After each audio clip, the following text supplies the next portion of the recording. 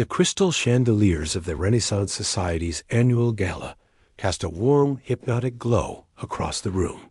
The air was thick with the scent of expensive perfume, clinking crystal, and the low, strategic murmurs of the city's true elite. In the corner stood Aryan. By day, Aryan was a struggling young artist and entrepreneur with a brilliant mind and a severe lack of funding. By night, he was just another face in the crowd. But tonight was different. He hadn't come to hope for a lucky break. He had come to engineer one. In his coat pocket lay the ancient, ruthless wisdom of Niccolo Machiavelli, translated not into parchment, but into the modern language of power, influence, and social climbing. As he scanned the room, Aryan mentally reviewed the 7 laws of power that would guide his evening. Law 1. Identify the true power. Look beyond the facade. Aryan didn't waste time staring at the flashy celebrities or the loud politicians holding court in the center of the room. True power rarely wears a neon sign. His eyes locked onto Beatrice Valtori. While others fawned over Lorenzo de' Medici, the wealthy banker, Aryan knew that Beatrice was the true gatekeeper, the quiet architect who decided which projects lived and which ones died in the shadows. The Machiavellian rule: never be blinded by superficial glamour. Identify who truly holds the levers of influence. Law 2. Conceal your intentions, the art of the subtle entrance. A weaker climber would have marched straight up to Beatrice, thrust a business card into her hand, and begged for funding. That screams desperation, and power detests desperation. Instead, Aryan casually drifted toward the rare 14th century painting Beatrice was admiring. Without looking at her, he made a sharp, insightful observation about the painting's hidden political symbolism. Intrigued by the unexpected depth, Beatrice turned, looked him up and down, and asked, "Who are you, young man?" The Machiavellian rule: keep your ambitions hidden behind a veil of intellect and mystery. Let curiosity draw them to you, not neediness. Law 3. Flatter their vanity wisely. Master the nuance of praise. When Beatrice asked for his background, Aryan didn't resort to cheap, groveling flattery. Powerful people have heard it all. They smell fake praise a mile away. Instead, he offered targeted, evidence-based recognition.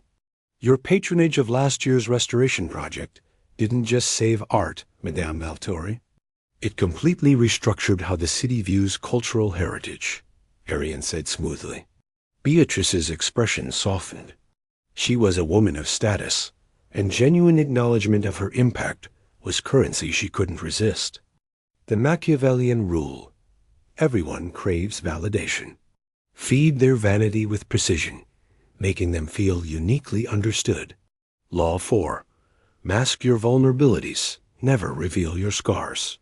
Conversations with the powerful are subtle interrogations.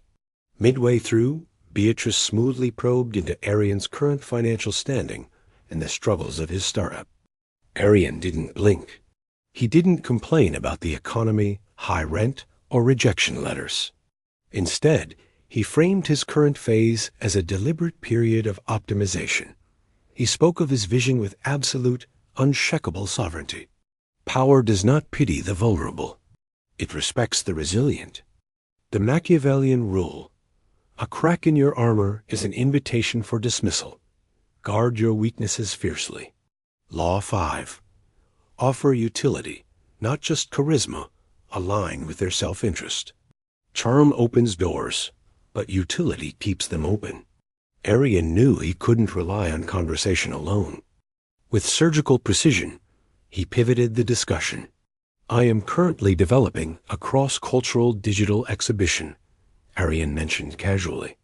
It's designed to project historical prestige directly into the modern tech sector, something that would heavily elevate the upcoming Civic. Initiative your foundation is launching next month. He didn't ask for a favor. He offered a mutual advantage.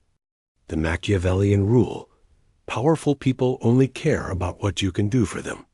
Always tie your ambitions to their self-interest. Law 6. Adapt to the times. il tempo. Just then, Lorenzo de' Medici swept into the conversation, shifting the mood from artistic philosophy to hard-nosed economics. Aryan didn't miss a beat. Like a chameleon, he dropped the poetic tone he used with Beatrice and adopted a sharp, pragmatic, analytical demeanor suited for Lorenzo. He addressed Lorenzo's known concerns about market volatility and risk management in a single, well-crafted sentence. The Machiavellian rule: the world changes constantly, and so must you.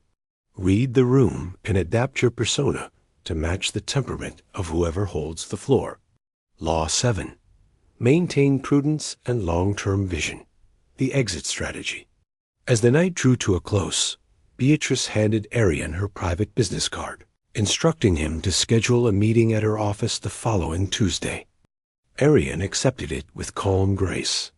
He didn't jump, smile too wide, or act like he had won the lottery.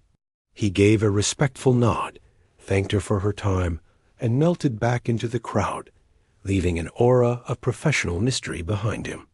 He knew that the introduction was only the first move in a very long game. The Machiavellian rule: securing an alliance is an art. Maintaining it requires supreme patience, emotional control, and strategic silence. Conclusion: the Ascent. Stepping out of the grand hall into the cool, midnight air of the city, Aryan exhaled slowly. A quiet smile touched his lips. He realized that climbing the social ladder was never about luck, birthright, or blind fortune. It was a science, a calculated dance of psychology, timing, and raw strategy written centuries ago, waiting for those bold enough to master it. This has been Tales by Hasiba.